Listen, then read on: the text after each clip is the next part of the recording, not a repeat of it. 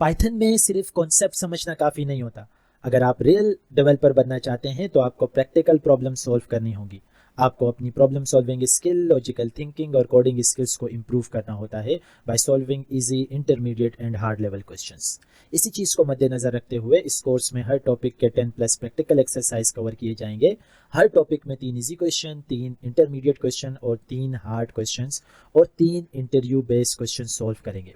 हर questions में हम step by step approach follow करेंगे। सबसे पहले समझेंगे कि एक क्वेश्चन का फंडा क्या है, फिर देखेंगे कि इसे सॉल्व कैसे करते हैं, इसके बाद फ्लो चार्ट के थ्रू लॉजिक समझेंगे और फाइनली कोड लिखकर उसे रन करेंगे और इम्प्लीमेंटेशन को अच्छी तरह से समझेंगे।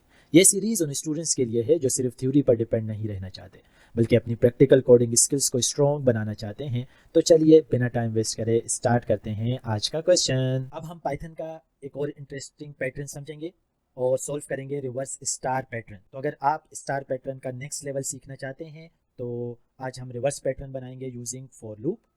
इस एग्जाम्पल में हम डिक्रीजिंग पैटर्न बनाना सीखेंगे। हमें एक पैटर्न प्रिंट करना है जो कुछ इस तरह होगा। पहले रो के अंदर 4 स्टार, दूसरे रो के अंदर 3 स्टार और तीसरी रो के अंदर 2 स्टार और चौथी रो के अंदर 1 स्टार। तो लूप हमें कहाँ से चलाना है, 1 से लेकर 4 से लेकर 1 तक। स्टार्टिंग पॉइंट 4 होगा एंड देन एंडिंग पॉइंट 1 होगा।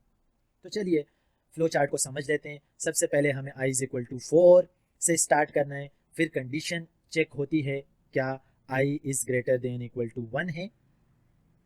अगर यस तो हम प्रिंट करेंगे स्टार को i टाइम्स प्रिंट करते हैं, फिर i को डिक्रीज करते हैं, फिर दोबारा लूप चलाते हैं और ये प्रोसेस रिपीट होता है जब तक i 1 से कम ना हो जाए। तो इससे पहले वाले पैटर्न क्या हमने ये कोड लिखा था, ठीक है। अब हम रिवर्स पैटर्न करेंगे तो 4 का लूप यूज कर रहे हैं, ठीक है। और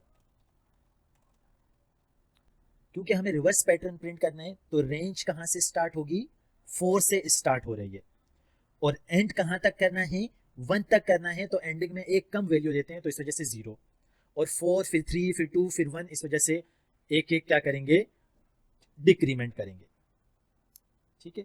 उसके बाद हम प्रिंट स्टेटमेंट के अंदर लिख लेंगे स्टार मल्टीप्लाई बाय आई, ठीक है। इसका मतलब दोबारा बता देता हूँ कि स्टार मल्टीप्लाई बाय आई का मतलब है कि आई टाइम स्टार को रिपीट करो। जैसे 4 है तो पहली दफ़ा आई क्या होगा, 4 होगा, तो फर्स्ट रो के अंदर क्या होगा, 4 दफ़ा प्रिंट होंगे, ठीक है। तो लेट्स लर्न द प्रोग्राम। अब देखिए यहाँ पर हमारे पास पहले 4 प्रिंट होंगे स्टार, क्योंकि आई क्या होगा, 4 होगा, सेकेंड टाइम 3, थर्ड टाइम 2 और फोर्थ टाइम जो है वो 1, क्योंकि आई जो है वो एक एक करके डिक्रीमेंट होगा।